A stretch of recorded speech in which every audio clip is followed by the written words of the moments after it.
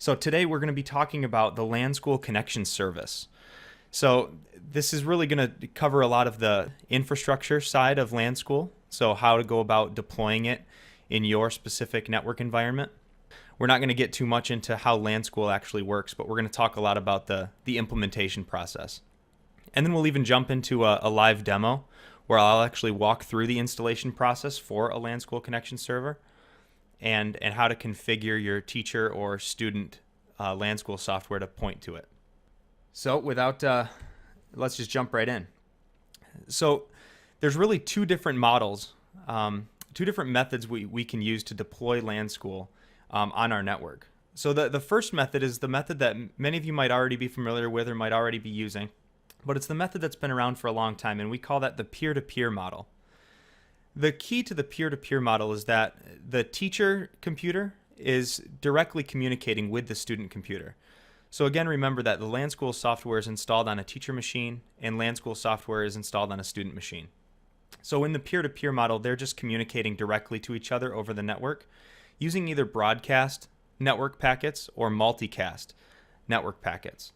So the difficulty that we've noticed in more modern or complex networks nowadays is that, as you might be aware, with broadcast packets, that network communication is limited within that subnet or within that broadcast domain, right? So the teachers and the students have to be on the same network segment in order for that communication to work. So then we introduced the multicast option, which allows that network traffic to bypass those different segments and to get routed across your network.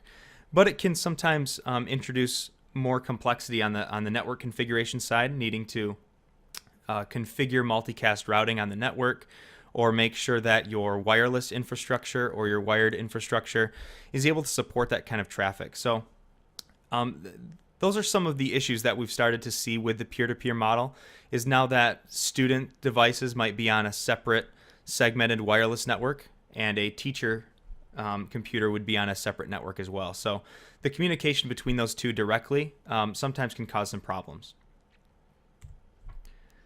So what we've introduced here in the last couple of years or so is a new model of deployment, a client-server model, which really is a lot more conducive to kind of a modern network infrastructure.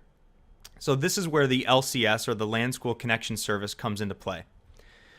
So with the LanSchool Connection Service, it requires a third party, right? Another device or another workstation or server in the infrastructure to actually serve as the LanSchool Connection Service.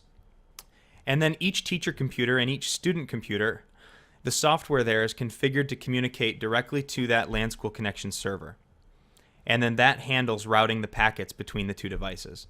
So that way, no longer do we need to rely on broadcast or multicast traffic for the teacher to communicate directly to the student devices. So they can be on separate segments of the network.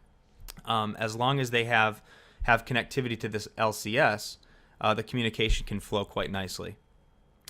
So the teacher computer, in order for the teacher computer to communicate with the LCS, those do still need to be on that same network segment using multicast or broadcast traffic like we saw before with the peer-to-peer model. But the benefit comes in with these student devices, because the student devices now can connect over just a single port, TCP 8080, to connect to that LanSchool Connection Service. So that means these student devices can be on separate wireless networks, separate wired networks, kind of anywhere within that network infrastructure, which really helps speed things along. So some of the requirements for that LanSchool Connection server is a 64-bit operating system. So this could be a desktop operating system, but we'd recommend a server operating system like Windows Server. And then to support up to 500 users connected at a time, the minimum amount of RAM would be about 4 gig. And then we can get upwards of 3,000 users on a single LanSchool Connection server with 16 gig of RAM.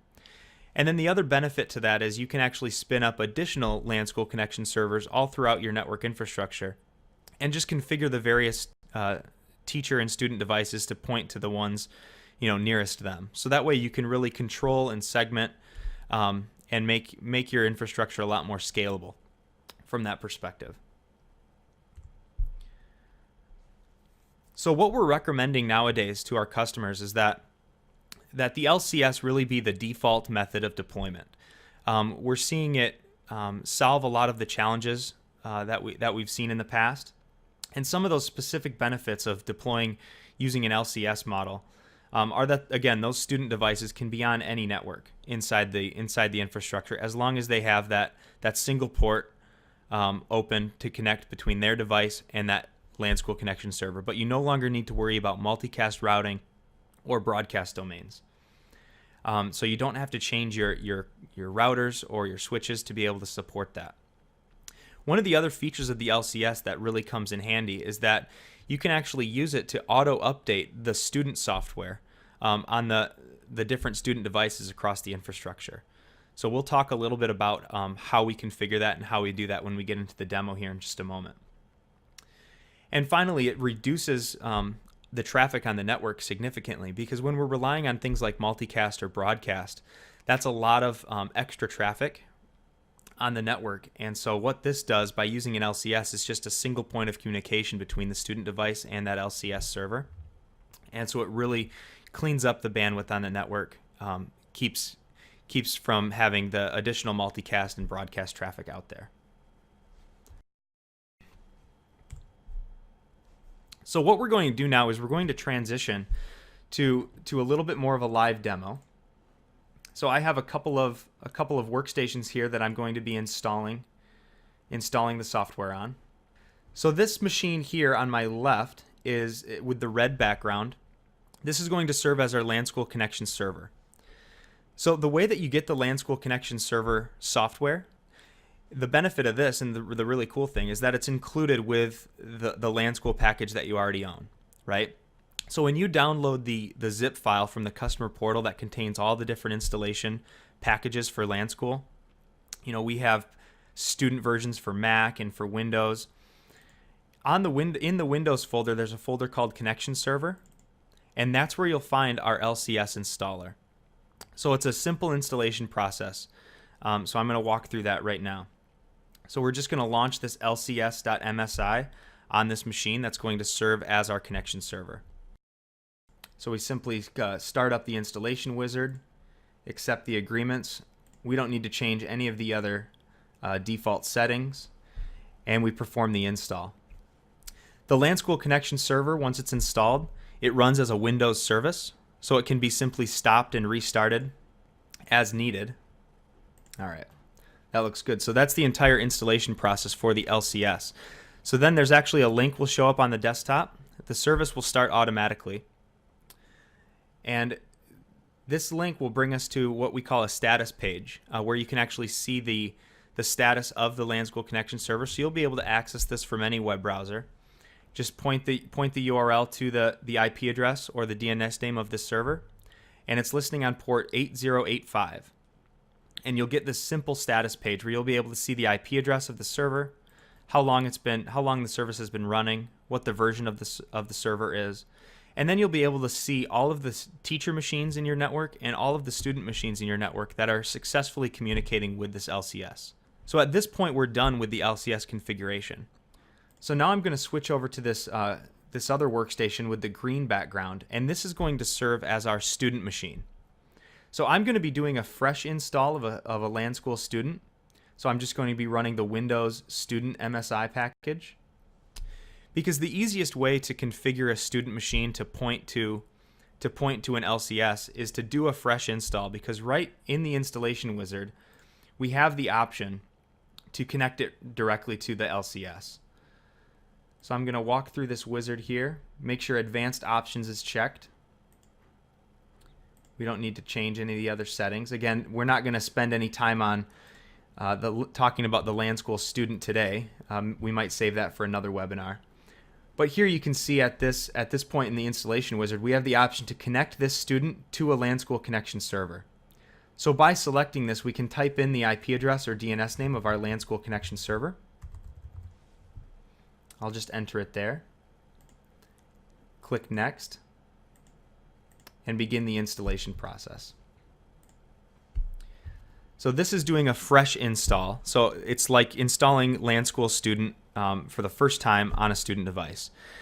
Now, if you already have LanSchool installed and running on the student device, there are still some methods available to you to reconfigure it to point to a LanSchool Connection server. Some of those are by using the Active Directory group policy templates that we include with the install.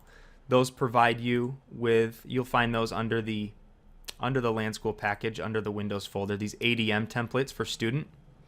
Those group policy templates will allow you to push down that LanSchool connection setting to those student devices. There's a registry key that you can push out to those student devices, or you can use the LanSchool Tech Console, which again isn't something we're going to get into in too much detail today, but you can use that to connect to a student computer and change the setting there as well. So now we have the LanSchool student software configured here. You can see it's running in the system tray. And when I hover over that icon in the system tray, I can see the version number and the IP address. And that IP address is the IP address of our LanSchool connection server. So we know it's connected and we know it's talking. So now I can switch over to this LanSchool connection status page, actually refresh this web page, and I should see the student be listed in the connected students area. So there it is. So there's my student computer. So now I know my student machine is successfully communicating with our LCS. So now I need to configure a teacher console to communicate with the LCS, and then we can make the connection between teacher and student. So I already have the teacher software installed here on my laptop. So I'm just going to open up the LanSchool teacher console and demonstrate how you change an existing a teacher console that's already installed and have it point to a newly set up LanSchool connection service. So the way we do that is we just go to the administer menu, down to preferences, and then up here in the data transmission section on the network tab, we can select this IP directed broadcast where it also says LanSchool connection server there. And this is where we can actually type in the IP address of our LanSchool connection server. And that's all we need to do. So now that our teacher is communicating with the LCS, and we can verify that, right? Because we can go to our LCS status page and we can see that we have a connected teacher there and we have a connected student there. So we know that both of those machines are communicating there. And since they're on the same channel, because I installed them both with channel 1, the student is already loaded there in the teacher console. So then everything that happens beyond this point is the same as it would happen in a peer-to-peer scenario, where I can now that I have this student machine on my channel, I can select it and I can do different features to it, like blank the screen. Notice the student screen is blanked.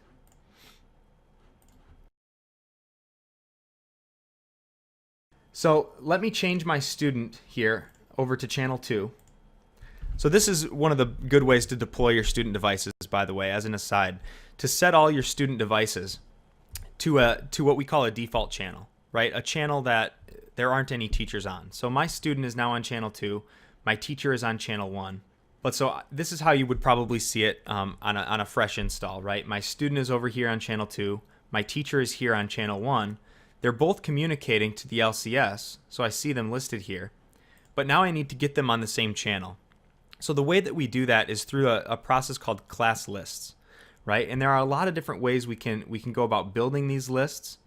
But we're gonna start off with a simple method here. So from a teacher perspective, they can go up to their administer menu, 1-to-1, that's our class list menu, and then manage class list. This will give them the ability to select students that they want to load into their channel.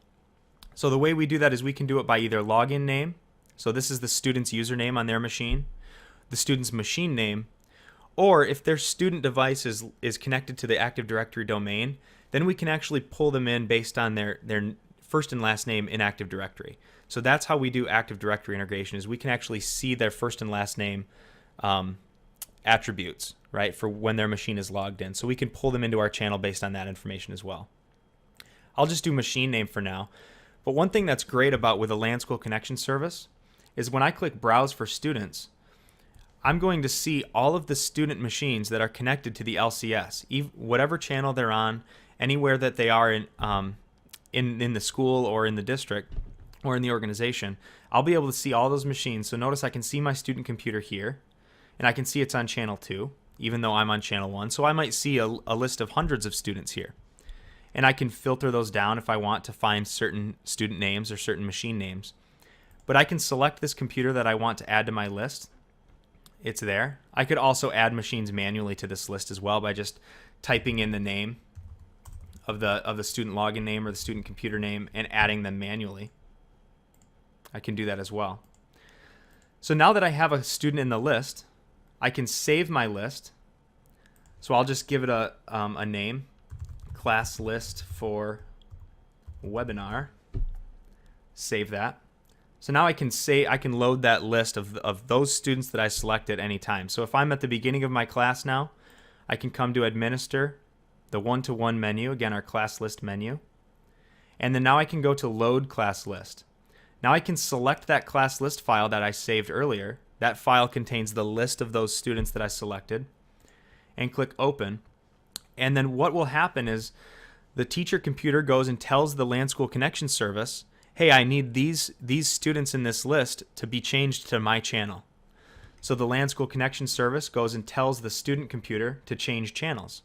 So now the student device automatically changed to channel 1, and now I can see it and manage it in my console like we were earlier.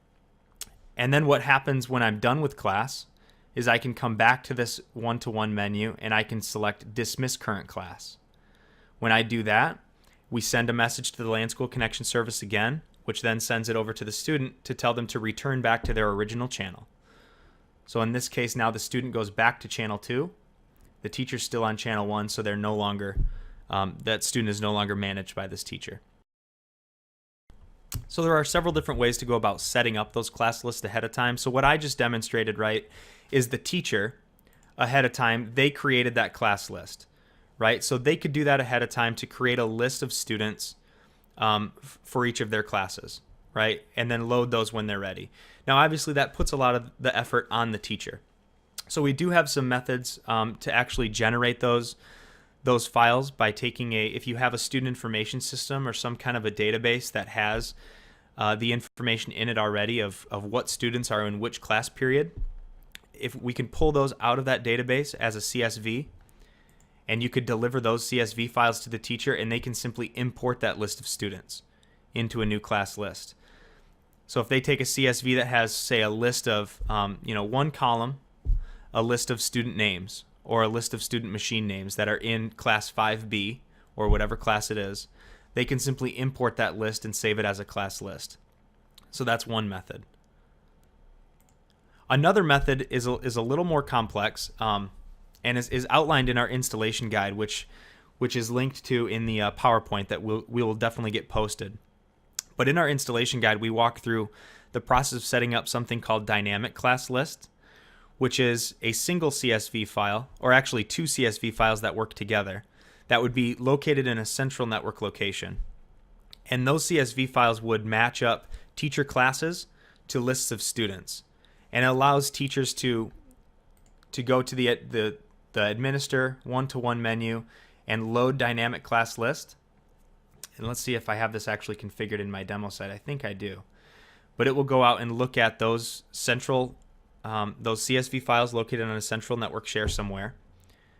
And it will list the classes that teacher is assigned. And within each of those classes, the list of students that belong in those class. And then I can just, as a teacher, I can select the class I want to load and click load.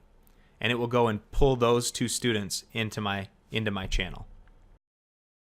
So when you go to our installation guide, all the installation instructions are there for installing the LanSchool Connection Service, for pointing a teacher or a student computer to the LCS, and then for going through those different methods of putting together the class list. All of that is outlined in our installation guide.